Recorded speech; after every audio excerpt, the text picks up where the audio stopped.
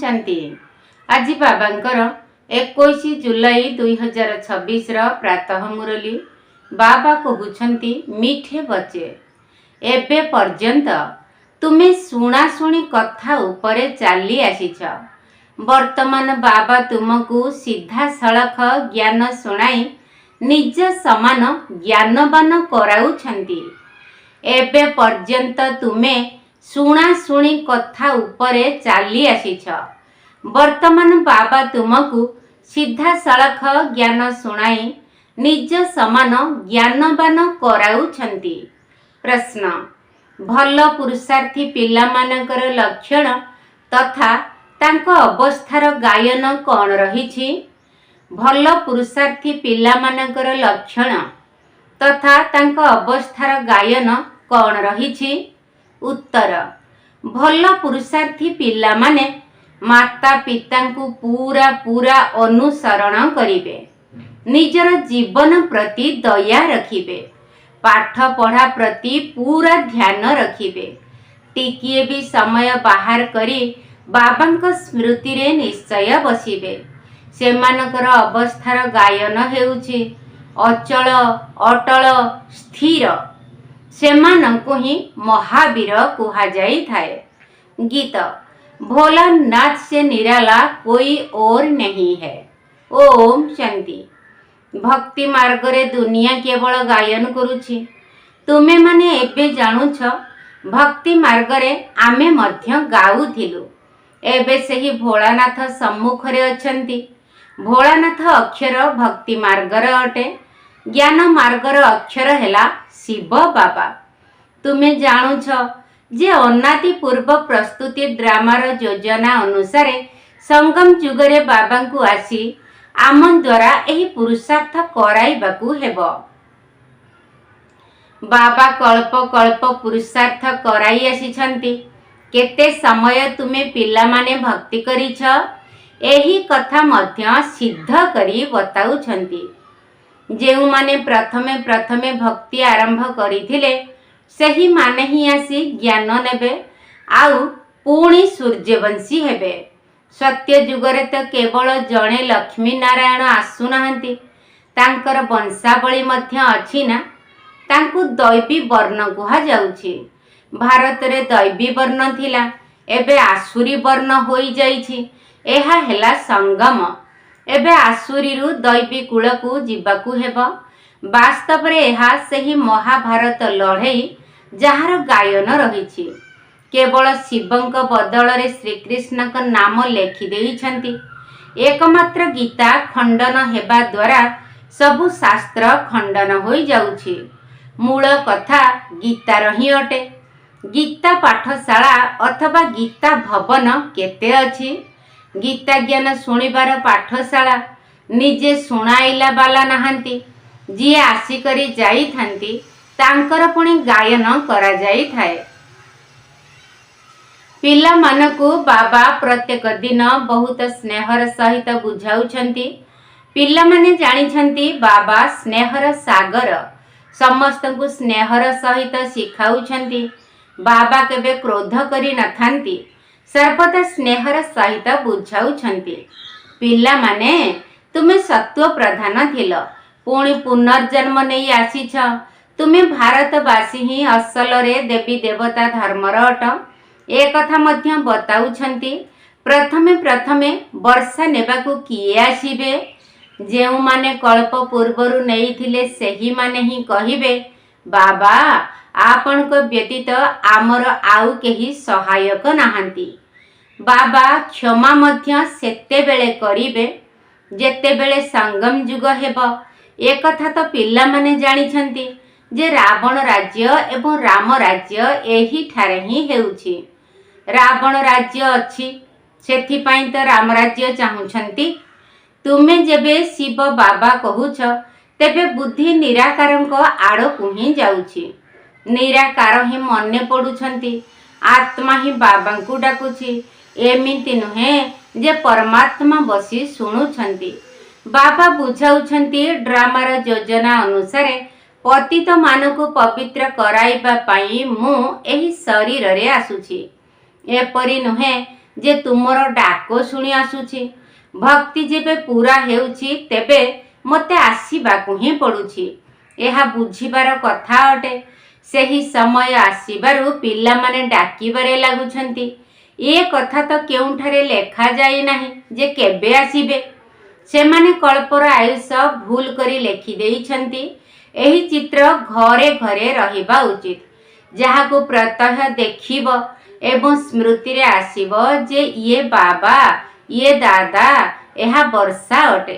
ବାବା କହୁଛନ୍ତି ପିଲାମାନେ ସତ୍ୟ ପ୍ରଧାନ ହେବା ପାଇଁ ମୋତେ ମନେ ପକାଅ, ତେବେ ଖାଦ ବାହାରିଯିବ। ଏହି ଯୁକ୍ତି ବାବା ହିଁ ବୁଝାଉଛନ୍ତି। ଏହି ବ୍ରହ୍ମା ବାବା ମଧ୍ୟ କହୁଛନ୍ତି ମୁଁ ବି ପୁରୁଷାର୍ଥ କରୁଛି। ପିଲାମାନଙ୍କୁ ପରସ୍ପରକୁ ସାବଧାନ କରି ଉନ୍ନତି ପ୍ରାପ୍ତ କରିବାକୁ ହେବ।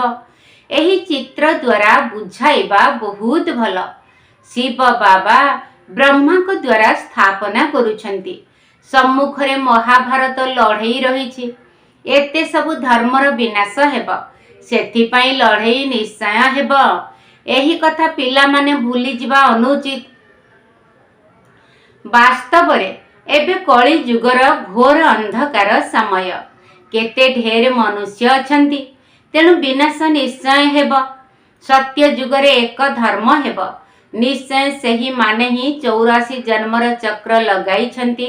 ଏହା ତ ସହଜ ଅଟେ। ବାକି ଏତେ ସବୁ ଧର୍ମର ନିଶ୍ଚୟ ବିନାଶ ହେବ। ପୁଣି ଏକ ଧର୍ମର ସ୍ଥାପନା ନିଶ୍ଚୟ ହେବ। ସମସ୍ତଙ୍କର ସଦ୍ଗତି ଦାତା ବାବା ଅଟନ୍ତି। ବାବାଙ୍କ ଠାରୁ ହିଁ ପିଲାମାନଙ୍କୁ ବର୍ଷା ମିଳୁଛି। ପିଲାମାନେ ଜାଣିଛନ୍ତି ଆମେ ଯେଉଁ ପାଠ ପଢ଼ୁଛୁ ତାହା ଭବିଷ୍ୟତ 21 ଜନ୍ମ ପାଇଁ। ଭଗବାନ ବାଚ ମୁଁ ତୁମକୁ ପାଠ ପଢ଼ାଇ 21 ଜନ୍ମ ପାଇଁ ସ୍ୱର୍ଗର ମାଲିକ କରାଉଛି। ସୂର୍ଯ୍ୟବଂଶୀ ଚନ୍ଦ୍ରବଂଶୀ କୁଳର ସ୍ଥାପନା ହେଉଛି। ଯିଏ ଯେତେ ପୁରୁଷାର୍ଥ କରିବ ସେତେ ଉଚ୍ଚ ପଦ ପାଇବ। ତେଣୁ ଶିବ ବାବା କହୁଛନ୍ତି ଏହି ପିତା ମାତାଙ୍କୁ ଅନୁସରଣ କର। ଏହାଙ୍କୁ ସୂକ୍ଷ୍ମ ବତନ ବୈକୁଣ୍ଠରେ ମଧ୍ୟ ଦେଖୁଛ, ନିଜକୁ ମଧ୍ୟ ଦେଖୁଛ ଯେ ଆମେ ମଧ୍ୟ ମହାରାଜା ମହାରାଣୀ ହେଉଛୁ। ତୁମକୁ ବୈକୁଣ୍ଠର ମଧ୍ୟ ସାକ୍ଷାତକାର ହେଉଛି। ମାନୁଛନ୍ତି ମଧ୍ୟ। ବାସ୍ତବରେ ଭାରତ ବୈକୁଣ୍ଠ ଥିଲା। ଶ୍ରୀକୃଷ୍ଣ ପୁରୀ ଥିଲା। ଆଜି କଂସ ପୁରୀ ହୋଇଯାଇଛି, କାଲି କୃଷ୍ଣପୁରୀ ହେବ। ରାତି ବଦଳି ଦିନ ହେବ। ଏହା ହେଉଛି ଅଧାକଳ୍ପ ବେହଦ୍ର ଦିନ ଏବଂ ଅଧାକଳ୍ପ ବେହଦ୍ର ରାତି। ଅନ୍ଧକାରରେ ହିଁ ଝୁଣ୍ଟିଥାନ୍ତି। ବ୍ରହ୍ମାଙ୍କର ରାତି ଅର୍ଥାତ୍ ବ୍ରାହ୍ମଣମାନଙ୍କର ରାତି। ପୁଣି ତୁମେ ବ୍ରାହ୍ମଣରୁ ଦେବତା ହେଉଛ। ସତ୍ୟ ଯୁଗରେ ବ୍ରାହ୍ମଣ ରହିବେ ନାହିଁ, ଦେବତାମାନେ ହିଁ ରହିବେ। ଏକଥା ମଧ୍ୟ ପିଲାମାନେ ଜାଣିଛନ୍ତି। ଭାରତ ପବିତ୍ର ରାଜସ୍ଥାନ ଥିଲା, ପୁଣି ଅପବିତ୍ର ରାଜସ୍ଥାନ ହୋଇଯାଇଛି। ଭାରତ ସର୍ବଦା ରାଜସ୍ଥାନ ହୋଇ ରହିଛି। ଏଠାରେ ରାଜତ୍ୱ ଚାଲି ଆସୁଛି। ଅନ୍ୟ ଧର୍ମାବଲମ୍ବୀମାନଙ୍କର ଆରମ୍ଭରୁ ରାଜତ୍ୱ ଚାଲୁନାହିଁ। ଭଗବାନ ହିଁ ରାଜତ୍ୱ ସ୍ଥାପନ କରୁଛନ୍ତି। ଭଗବାନ ହିଁ ଆସି ରାଜଯୋଗ ଶିଖାଉଛନ୍ତି। ସେ ହେଲେ ନିରାକାର ଜ୍ଞାନର ସାଗର, ସୁଖର ସାଗର। ତୁମେ ଜାଣିଛ ବାବାଙ୍କ ଠାରୁ ଆମକୁ ବର୍ଷା ମିଳୁଛି। ନିଶ୍ଚିତ ଆମର ପୁରୁଷାର୍ଥରେ ବିଳମ୍ବ ହେଉଛି। ଯିଏ ଯେତେ ପୁରୁଷାର୍ଥ କରିପାରିବେ, ଅନ୍ୟମାନଙ୍କୁ ରାସ୍ତା ବତାଇ ପାରିବେ। ବାବା କହୁଛନ୍ତି ମୋତେ ମନେ ପକାଅ, ତେବେ ତୁମେ ପତିତରୁ ପାବନ ହୋଇ ନୂଆ ଦୁନିଆର ମାଲିକ ହୋଇଯିବ। ଏହା କେତେ ସହଜ ଅଟେ। ଲୌକିକ ମାତା ପିତା ଯଦି ଜ୍ଞାନରେ ଅଛନ୍ତି ତେବେ ପିଲାମାନଙ୍କୁ ମଧ୍ୟ ନିଜ ସମାନ କରିବାକୁ ପଡ଼ିବ। ମାତା ପିତା ସଚ୍ଚା ରୋଜଗାର କରୁଛନ୍ତି ତ ପିଲାମାନଙ୍କୁ ମଧ୍ୟ ସଚ୍ଚା ରୋଜଗାର କରାଇବା ଦରକାର। କେହି କେହି ସନ୍ତାନ ବହୁତ ଭଲ ହୋଇଥାନ୍ତି। କହୁଛନ୍ତି ଆମେ ରୁହାନୀ ପାଠ ପଢ଼ି ଘରେ ଘରେ ଏହି ସନ୍ଦେଶ ଦେଇ ଚାଲିବୁ।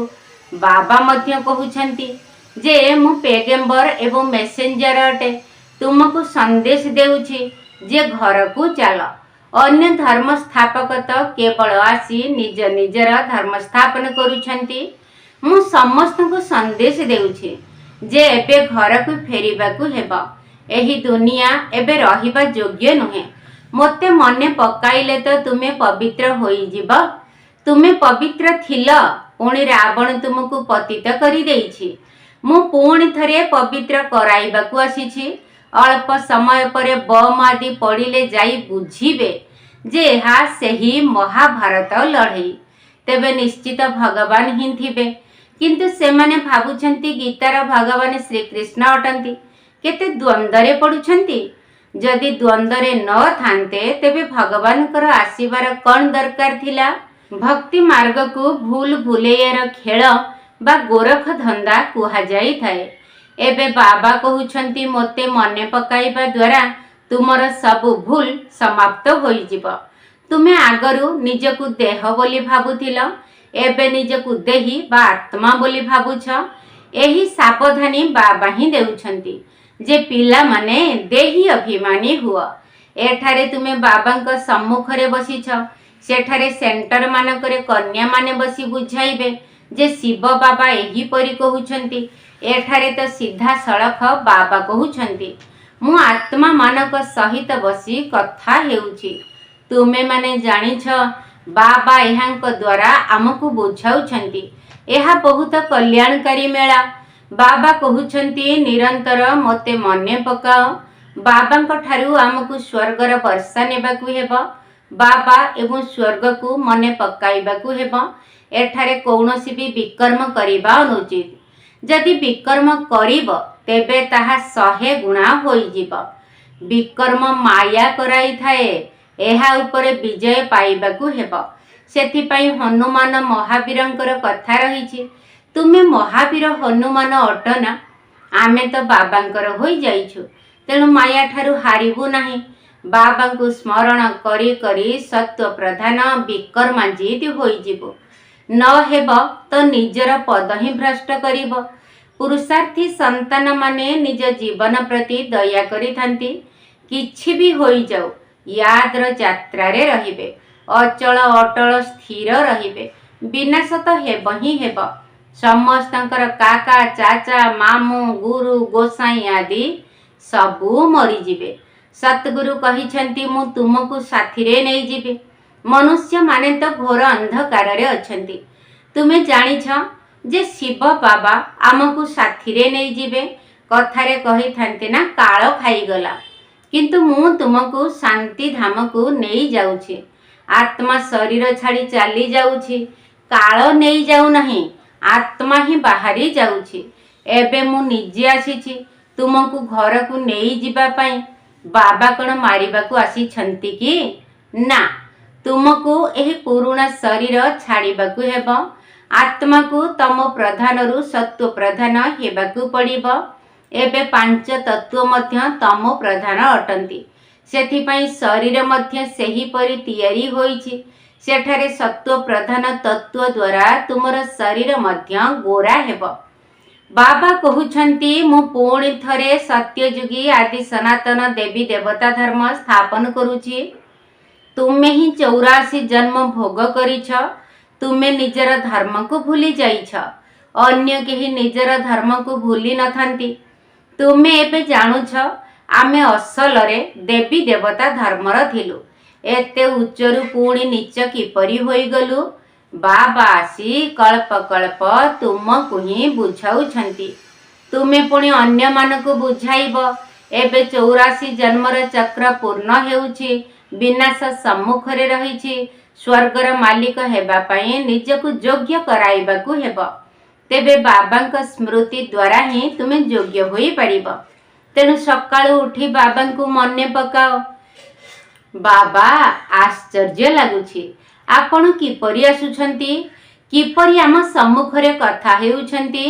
ତାହା ହେଉଛି ଭକ୍ତି ମାର୍ଗର ଶୁଣା କଥା। ଏବେ ତ ଆମ ଆତ୍ମାମାନଙ୍କୁ ବାବା ମିଳିଯାଇଛନ୍ତି। ଆତ୍ମାମାନଙ୍କୁ ବାବା ମିଳିଥିବାରୁ ସ୍ନେହରେ ଆସି ମିଶୁଛନ୍ତି। ପିଲାମାନେ ବହୁତ ସ୍ନେହରେ ବାବାଙ୍କ ସହିତ ମିଶୁଛନ୍ତି। ଏହାଙ୍କ ଶରୀରରେ ସେହି ନିରାକାର ବାବା ଗୁପ୍ତ ରୂପରେ ଅଛନ୍ତି। ସେଥିପାଇଁ ବାବା ସର୍ବଦା କହୁଛନ୍ତି ଏହାଙ୍କ ସହିତ ମିଶୁଛ ତ ଶିବ ବାବାଙ୍କୁ ୟାଦ କରି ମିଶ। ମନୁଷ୍ୟମାନେ କିଛି ବି ଜାଣିନାହାନ୍ତି। ତୁମମାନଙ୍କ ଭିତରେ ମଧ୍ୟ କେହି କେହି ଜାଣୁଛନ୍ତି। ସେମାନେ ମୋର ହୋଇ ପୁଣି ଭୁଲି ଯାଉଛନ୍ତି। ଦେହ ଅଭିମାନରେ ଆସି ଯାଉଛନ୍ତି। ପ୍ରତିଜ୍ଞା ମଧ୍ୟ କରୁଛନ୍ତି ବାବା ମୁଁ ଆପଣଙ୍କର ହୋଇ ସାରିଛି। ପୁରୁଷ ଅଥବା ସ୍ତ୍ରୀ ଉଭୟଙ୍କର ଆତ୍ମା ଏହି କଥା କହୁଛି। ଶରୀରରେ ଥିବା ସମୟରେ ପୁରୁଷ ଆତ୍ମା କହୁଛି ମୁଁ ଆପଣଙ୍କର ହୋଇ ସାରିଛି। ନାରୀର ଆତ୍ମା ବି କହିବ ମୁଁ ଆପଣଙ୍କର ହୋଇ ସାରିଛି। ବାବା, ଆମେ ଆପଣଙ୍କ ଠାରୁ ପୁରା ବର୍ଷା ବା ସମ୍ପତ୍ତି ନେବୁ, ପୁରା ୟାଦ କରିବୁ। ୟାଦ କରିବା ବିନା ତ ପାପ କଟିବ ନାହିଁ। ତମ ପ୍ରଧାନରୁ ସତ୍ୟ ପ୍ରଧାନ ହୋଇପାରିବ ନାହିଁ। ସତ୍ୟ ଯୁଗରେ ତୁମକୁ ଅଖଣ୍ଡ ଅଟଳ ସୁଖ ଶାନ୍ତି ସମ୍ପତ୍ତିର 21 ଜନ୍ମ ରାଜ୍ୟ ମିଳୁଛି। ସ୍ୱର୍ଗର ରଚୟିତା ବାବା ନିଶ୍ଚିତ ନିଜର ବର୍ଷା ଦେବେ। ଗାୟନ ମଧ୍ୟ କରୁଛନ୍ତି ଚିନ୍ତା ଥିଲା ପାର ବ୍ରହ୍ମରେ ରହିଲା ବାଲା ପରମ ପିତା ପରମାତ୍ମାଙ୍କର। ସେ ତ ଥରେ ମାତ୍ର ଆସୁଛନ୍ତି। ଏହା ବି ବୁଝିବାର କଥା ଅଟେ ନା। କେହି ତ ଏକଥା ବୁଝୁନାହାନ୍ତି। ଆଗକୁ ଗଲେ ସେମାନଙ୍କର ଆଖି ଖୋଲିଯିବ। ଟିକେ ବଡ଼ ଲଢ଼େଇ ଲାଗୁ। ବାସ୍ତବରେ ଏହି ଯଜ୍ଞ ରଚନା କରାଯାଇଛି। ଲଢ଼େଇ ମଧ୍ୟ ହେବ। ଏହି ଯଜ୍ଞ ବିଷୟରେ କେହି ଜାଣିନାହାନ୍ତି। ରୁଦ୍ର ଜ୍ଞାନ ଯଜ୍ଞ ରଚନା କରାଯାଇଥିଲା ବିନାଶ ହେବା ପାଇଁ। ଦୁନିଆରେ ପୁଣି ଯଜ୍ଞ ରଚନା କରୁଛନ୍ତି ବିନାଶ ନ ହେଉ, ଚାରିଆଡ଼େ ଶାନ୍ତି ହୋଇଯାଉ। ଏହି ଯଜ୍ଞ ପୁଣି ମଧ୍ୟ ରଚନା କରିବେ। ସେମାନେ ଏକଥା ଜାଣି ନାହାନ୍ତି ଯେ ବିନାଶ ହେବ, ପୁଣି କ'ଣ ରହିବ। ଏବେ ତୁମେମାନେ ସାରା ବିଶ୍ୱର ଆଦି ମଧ୍ୟ ଅନ୍ତକୁ ଜାଣିଛ। ସମସ୍ତଙ୍କର ବେହଦର ଜନ୍ମ କାହାଣୀକୁ ଜାଣିଛ। ଏପରି କେହି ନାହାନ୍ତି ଯିଏ କହିବେ ଯେ ପରମ ପିତା ପରମାତ୍ମାଙ୍କର ଜୀବନ କାହାଣୀ ଆମେ ଜାଣିଛୁ। ସମସ୍ତେ ପରମ ଆତ୍ମାକୁ ହିଁ ଡାକୁଛନ୍ତି ନା।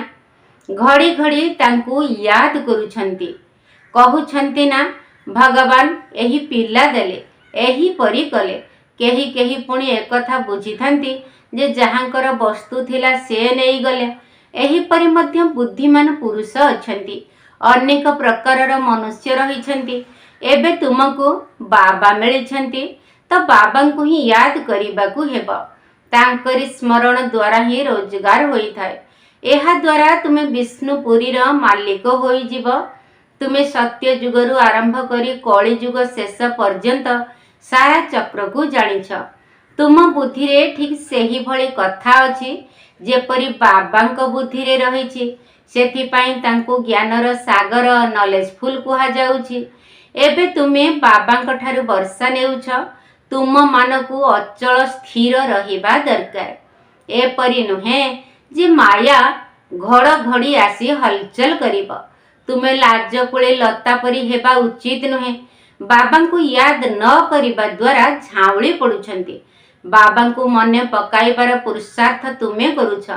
ସମୟ ପାଖେଇ ଆସିବ, ପୁଣି ତୁମେ ଦେଖିବ ଯେ ଆମର ପୁରୁଷାର୍ଥ ଏବେ ପୂରା ହେଲା। ଶେଷ ସମୟ ଆସିଗଲା। ଆଚ୍ଛା, ମିଠା ମିଠା ଶିକିଲଧେ ସନ୍ତାନମାନଙ୍କ ପ୍ରତି ମାତା ପିତା ବାପ ଦାଦାଙ୍କର ମଧୁର ସ୍ନେହ ଭରା ସ୍ମୃତି ଏବଂ ସୁପ୍ରଭାତ। ଆତ୍ମିକ ପିତାଙ୍କର ଆତ୍ମିକ ସନ୍ତାନମାନଙ୍କୁ ନମସ୍ତେ। ଆମ ଆତ୍ମିକ ସନ୍ତାନମାନଙ୍କର ଆତ୍ମିକ ବାପ ଦାଦାଙ୍କୁ ନମସ୍ତେ ନମସ୍ତେ ନମସ୍ତେ ଏବଂ ସୁପ୍ରଭାତ। ଧାରଣା ପାଇଁ ମୁଖ୍ୟ ସାର। ପ୍ରଥମ ପଏଣ୍ଟ, ରୁହାନୀ ବା ଆତ୍ମିକ ପାଠ ପଢ଼ି ସଚ୍ଚା ରୋଜଗାର କରିବା ସହିତ କରାଇବାକୁ ହେବ। ଘରକୁ ଯିବାର ସନ୍ଦେଶ ସମସ୍ତଙ୍କୁ ଦେବାକୁ ହେବ। ଏବେ କୌଣସି ବି ବିକର୍ମ କରିବାର ନାହିଁ। ରୁହାନୀ ବା ଆତ୍ମିକ ପାଠ ପଢ଼ି ସଚ୍ଚା ରୋଜଗାର କରିବା ସହିତ କରାଇବାକୁ ହେବ। ଘରକୁ ଯିବାର ସନ୍ଦେଶ ସମସ୍ତଙ୍କୁ ଦେବାକୁ ହେବ। ଏବେ କୌଣସି ବି ବିକର୍ମ କରିବାର ନାହିଁ। ଦ୍ୱିତୀୟ ପଏଣ୍ଟ, ସକାଳୁ ବା ଅମୃତ ବେଳାରୁ ଉଠି ସ୍ନେହର ସହିତ ବାବାଙ୍କୁ ସ୍ମରଣ କରିବାକୁ ହେବ। ଛୋଟ ମୋଟ କଥାରେ ଲାଜକୁଳି ଲତା ଭଳି ହେବା ଅନୁଚିତ। ନିଜର ଅବସ୍ଥାକୁ ଅଚଳ ଅଟଳ କରାଇବାକୁ ହେବ। ସକାଳୁ ବା ଅମୃତ ବେଳାରୁ ଉଠି ସ୍ନେହର ସହିତ ବାବାଙ୍କୁ ସ୍ମରଣ କରିବାକୁ ହେବ। ଛୋଟ ମୋଟ କଥାରେ ଲାଜକୁଳି ଲତା ଭଳି ହେବା ଅନୁଚିତ। ନିଜର ଅବସ୍ଥାକୁ ଅଚଳ ଅଟଳ କରାଇବାକୁ ହେବ। ବରଦାନ, ଜ୍ଞାନର ଲାଇଟ୍ ଅର୍ଥାତ୍ ଆଲୋକ ଏବଂ ମାଇଟ୍ ଅର୍ଥାତ୍ ଶକ୍ତି ଦ୍ୱାରା ନିଜର ଲକ୍ ଅର୍ଥାତ୍ ଭାଗ୍ୟକୁ ଜାଗ୍ରତ କରୁଥିବା ସଦା ସଫଳତା ମୂରତ ଭବ। ଜ୍ଞାନର ଲାଇଟ୍ ଅର୍ଥାତ୍ ଆଲୋକ ଏବଂ ମାଇଟ୍ ଅର୍ଥାତ୍ ଶକ୍ତି ଦ୍ୱାରା ନିଜର ଲକ୍ ଅର୍ଥାତ୍ ଭାଗ୍ୟକୁ ଜାଗ୍ରତ କରୁଥିବା ସଦା ସଫଳତା ମୂରତ ଭବ। ଯେଉଁ ପିଲାମାନେ ଜ୍ଞାନର ଲାଇଟ୍ ଏବଂ ମାଇଟ୍ ଦ୍ୱାରା ଆଦି ମଧ୍ୟ ଅନ୍ତକୁ ଜାଣି ପୁରୁଷାର୍ଥ କରିଥାନ୍ତି ସେମାନଙ୍କୁ ସଫଳତା ନିଶ୍ଚିତ ମିଳିଥାଏ। ସଫଳତା ପ୍ରାପ୍ତ ହେବା ମଧ୍ୟ ଭାଗ୍ୟର ଚିହ୍ନ ଅଟେ। ତେଣୁ ଜ୍ଞାନବାନ ହେବା ହିଁ ଭାଗ୍ୟକୁ ଜାଗ୍ରତ କରିବାର ଆଧାର ଅଟେ। ଜ୍ଞାନ କେବଳ ରଚୟିତା ଏବଂ ରଚନା ବିଷୟରେ ନୁହେଁ, କିନ୍ତୁ ଜ୍ଞାନବାନ ହେବା ଅର୍ଥ ପ୍ରତ୍ୟେକ ସଂକଳ୍ପ, ପ୍ରତ୍ୟେକ ଶବ୍ଦ ଏବଂ ପ୍ରତ୍ୟେକ କର୍ମରେ ଜ୍ଞାନ ସ୍ୱରୂପ ହେବା ଦରକାର। ତେବେ ଯାଇ ସଫଳତା ମୂରତ ହୋଇପାରିବ। ଯଦି ପୁରୁଷାର୍ଥ ଠିକ୍ ଭାବରେ କରୁଥିଲେ ମଧ୍ୟ ସଫଳତା ଦେଖାଯାଉ ନାହିଁ, ତେବେ ବୁଝିନେବା ଦରକାର ଯେ ଏହା ଅସଫଳତା ନୁହେଁ, ପରିପକ୍ୱତାର ଆଧାର ଅଟେ। ସ୍ଲୋଗାନ: ଯଦି ଦେହଠାରୁ ନିଆରା ହୋଇ କର୍ମେନ୍ଦ୍ରିୟ ମାନଙ୍କ ଦ୍ୱାରା କର୍ମ କରାଇବ, ତେବେ କର୍ମାତୀତ ସ୍ଥିତିର ଅନୁଭବ ସହଜରେ କରିପାରିବ। ଯଦି ଦେହଠାରୁ ନିଆରା ହୋଇ କର୍ମେନ୍ଦ୍ରିୟ ମାନଙ୍କ ଦ୍ୱାରା କର୍ମ କରାଇବ, ତେବେ କର୍ମାତୀତ ସ୍ଥିତିର ଅନୁଭବ ସହଜରେ କରିପାରିବ। ଅବ୍ୟକ୍ତ ଇଶାରା: ଜ୍ୱାଳା ସ୍ୱରୂପ ସ୍ଥିତିରେ ରହି ଶକ୍ତିଶାଳୀ ଯୋଗର ଅନୁଭବ କର। ଯେତେବେଳେ ଯୋଗ କରିବା ପାଇଁ ବସୁଛ, ସେତେବେଳେ ସମାହିତ କରିବାର ଶକ୍ତିକୁ ଗୋଟିଏ ସେକେଣ୍ଡ ଭିତରେ କାର୍ଯ୍ୟକାରୀ କର। ସେବାର ସଂକଳ୍ପ ମଧ୍ୟ ସମାହିତ ହୋଇଯାଉ, ପ୍ରକଟ ନ ହେଉ। ଏତିକି ଶକ୍ତି ରହିବା ଦରକାର ଯାହାକି ଷ୍ଟପ୍ କହିବା ମାତ୍ରକେ ଷ୍ଟପ୍ ହୋଇଯାଉଥିବ, ପୁରା ବ୍ରେକ୍ ଲାଗି ଯାଉଥିବ, ଢିଲା ବ୍ରେକ୍ ନୁହେଁ। ଯଦି ଗୋଟିଏ ସେକେଣ୍ଡ ପରିବର୍ତ୍ତେ ଅଧିକ ସମୟ ଲାଗିଯାଉଛି, ତେବେ ସମାହିତ କରିବାର ଶକ୍ତି ଦୁର୍ବଳ ଅଛି ବୋଲି କୁହାଯିବ। ଆଚ୍ଛା, ଓମ୍ ଶାନ୍ତି। ପବିତ୍ର ହେବା, ଆସ ପବିତ୍ର ହେବା, ପବିତ୍ର ହେବା, ଆସ ପବିତ୍ର ହେବା। ଭିକାରୀରୁ ରାଜକୁମାର ହେବା, ପବିତ୍ର ହେବା। ଭିକାରୀରୁ ରାଜକୁମାର ହେବା, ପବିତ୍ର ହେବା। ପବିତ୍ର ହେବା ପାଇଁକି ପଢ଼ିବା ପାଠ। ଶରୀର ନୁହେଁ ମୋ ଆତ୍ମା ଜ୍ୟୋତି ସ୍ୱରୂପ। ପବିତ୍ର ହେବା ପାଇଁକି ପଢ଼ିବା ପାଠ। ଶରୀର ନୁହେଁ ମୋ ଆତ୍ମା ଜ୍ୟୋତି ସ୍ୱରୂପ। ଆତ୍ମାଭିମାନୀ ସ୍ଥିତିରେ ରହି ନରୁ ନାରାୟଣ ପଦ ପାଇବା, ପବିତ୍ର ହେବା। ନରୁ ନାରାୟଣ ପଦ ପାଇବା, ପବିତ୍ର ହେବା। ବ୍ରହ୍ମାମୁଖ ବଂଶାବଳୀ ଆମେ ବ୍ରାହ୍ମଣ। ଶିବ ବାବାଙ୍କର ପୌତ୍ର ମିଠା ସନ୍ତାନ। ବ୍ରହ୍ମାମୁଖ ବଂଶାବଳୀ ଆମେ ବ୍ରାହ୍ମଣ। ଶିବ ବାବାଙ୍କର ପୌତ୍ର ମିଠା ସନ୍ତାନ। ଜ୍ଞାନ ଯୋଗରେ ସମ୍ପୂର୍ଣ୍ଣ ହୋଇ ବାୟୁମଣ୍ଡଳକୁ ଶୁଦ୍ଧ କରିବା, ପବିତ୍ର ହେବା। ବାୟୁମଣ୍ଡଳକୁ ଶୁଦ୍ଧ କରିବା, ପବିତ୍ର ହେବା। ପତିତ ପାବନୀ ହୋଇ ବାବାଙ୍କ ସମ ପରିବର୍ତ୍ତନ କରିବା ବାତାବରଣ। ପତିତ ପାବନୀ ହୋଇ ବାବାଙ୍କ ସମ ପରିବର୍ତ୍ତନ କରିବା ବାତାବରଣ। ମନ କରିବା ଅଧିକ ଟାଣ। ବର୍ଣ୍ଣନା ନ କରି ବଦଳାଇବା, ପବିତ୍ର ହେବା। ବର୍ଣ୍ଣନା ନ କରି ବଦଳାଇବା, ପବିତ୍ର ହେବା। ପରମାତ୍ମା ପରିଚୟ ବୀଜକୁ ବୁଣି ପ୍ରତ୍ୟକ୍ଷତା କରିଦେବା ସାରା ଧରଣୀ। ପରମାତ୍ମା ପରିଚୟ ବୀଜକୁ ବୁଣି ପ୍ରତ୍ୟକ୍ଷତା କରିଦେବା ସାରା ଧରଣୀ। ଜ୍ୱାଳା ସ୍ୱରୂପ ସ୍ଥିତିରେ ରହି ବାବାଙ୍କର ପୁରା ବର୍ଷା ପାଇବା ପବିତ୍ର ହେବା। ବାବାଙ୍କର ପୁରା ବର୍ଷା ପାଇବା ପବିତ୍ର ହେବା। ପବିତ୍ର ହେବା, ଆସ ପବିତ୍ର ହେବା। ଭିକାରୀରୁ ରାଜକୁମାର ହେବା ପବିତ୍ର ହେବା।